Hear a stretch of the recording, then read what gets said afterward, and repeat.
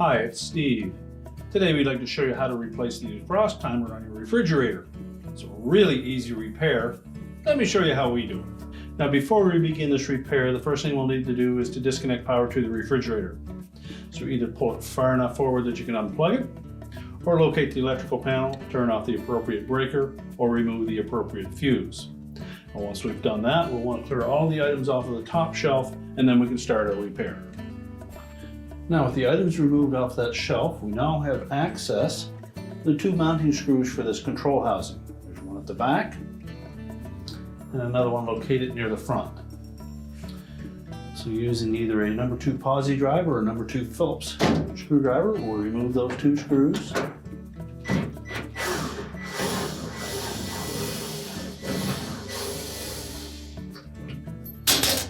And be sure to support that assembly as you remove the second screw.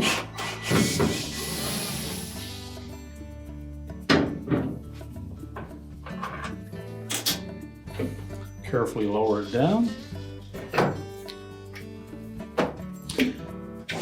Once we have access to that wire harness connector, we'll release the two locking tabs. Simply squeeze tabs together, separate the harness, and then we'll put that housing on a suitable work surface and we can change out the part. Now with the assembly removed from the refrigerator, we can then access the component.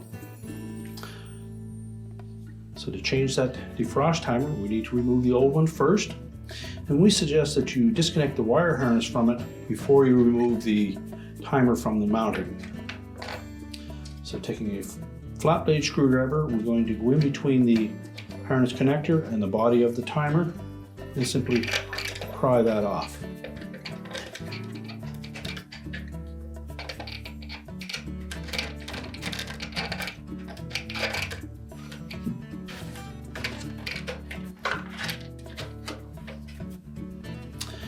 Then we just need to gently separate those plastic tabs that secure that timer to the housing.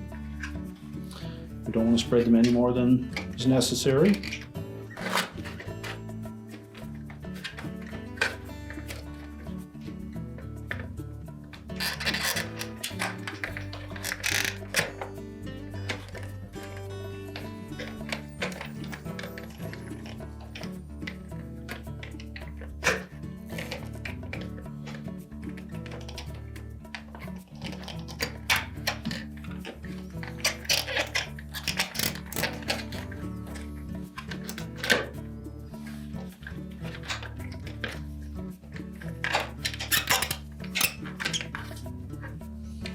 Then remove and discard the old timer. Now before we install a new one, we suggest that you may wish to advance that timer out of the defrost cycle if it happens to be in that position.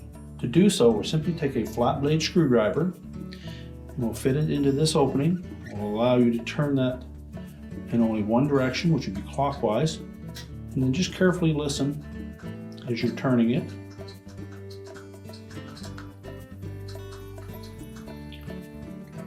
When you hear a loud snap, that would indicate that it is in the defrost mode.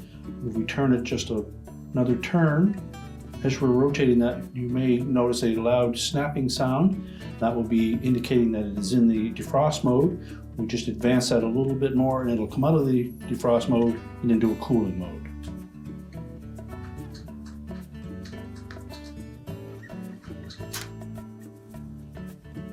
We heard a louder snap. That indicates it's in defrost. And just a little farther, we hear another snapping sound. That indicates that it's now into the cooling mode. So we can then position that timer into the housing.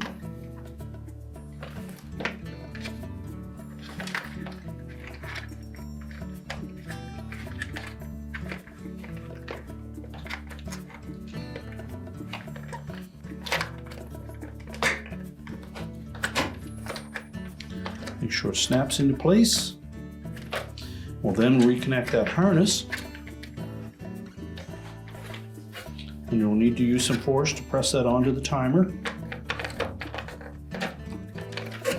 Make sure it's fully inserted on there.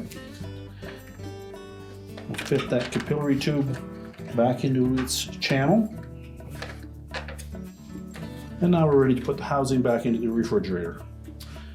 Now when reinstalling that housing, we'll begin by lining up the wire harness.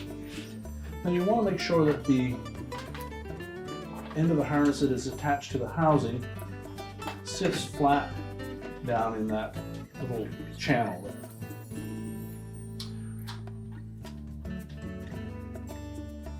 Harness will only connect one way.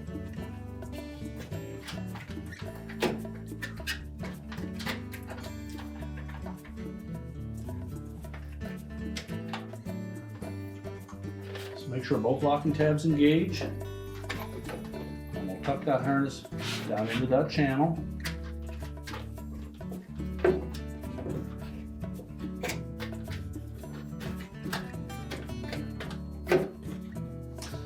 Now we want to line up the back of that housing with the air duct from the freezer, as well as these shields on the side need to tuck into the edge of the housing. So it should lie flush against the ceiling of the fresh food compartment. And then reinstall the screws.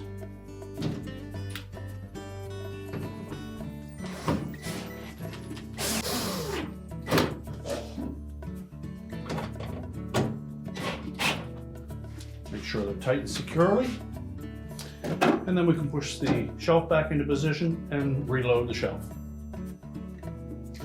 We're now ready to reconnect the power, and our repair is complete.